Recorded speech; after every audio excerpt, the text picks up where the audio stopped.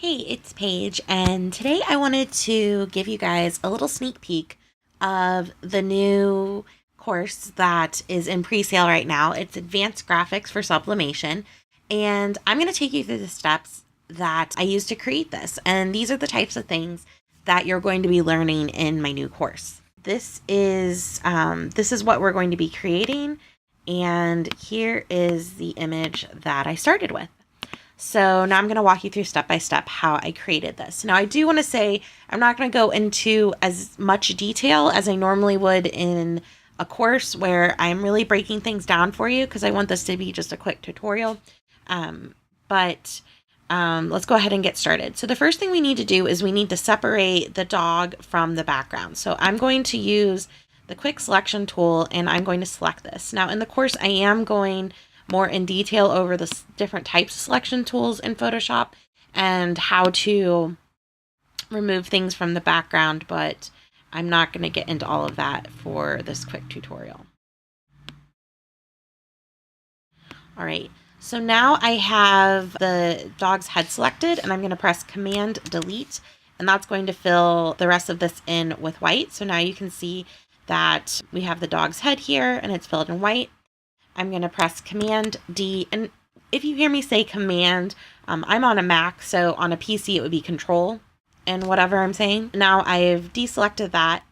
Now what I want to do is I want to turn this into a black and white image. And when I say black and white image, I don't mean like a grayscale black and white where I'm just desaturating all the colors. I mean I want it specifically black and white. What I'm going to do is first I'm going to use a levels layer because I want to brighten this up a little bit, and it's going to, I can get more of those details because you can see his face is kind of dark and we don't really see all those individual hairs. So as I move this mid-tone slider to the middle, I'm getting some of that detail back. And then the next thing I'm going to do after that is I'm going to do a threshold layer. And you can see here, this makes it completely black and white. So you can adjust this until you get it the way you want it. In this image, anything that's black is going to be colored when I show you how to color, and anything that's white is going to be ignored. You just adjust the threshold slider until you like the way it is. And then if I need to go back to levels and I need to brighten this more, I can kind of go back and forth between the levels and the threshold until I get the details the way I want them. So I think this looks pretty good. So now the final thing that I'm going to do is I'm going to add a gradient, and I'm going to choose the rainbow gradient. I'm going to go ahead and click OK here, and I'm going to change my blend mode to lighten. And you can see here anything that was black is now showing with that gradient, and anything that's white has been ignored. And I'm going to double click back on this, and I can move the gradient around. So if I want the colors, different parts of the colors to show, I can move that around. And I'm actually going to choose this one because it kind of compresses the colors a little bit more. And I can also change the angle of the colors. So if I want the angle of how it is, I can change that. I can scale the gradient up and down, and that'll kind of change it. That's kind of cool. So I like that effect there, and I can kind of move this around until I like it just where it is, and I think that looks pretty cool.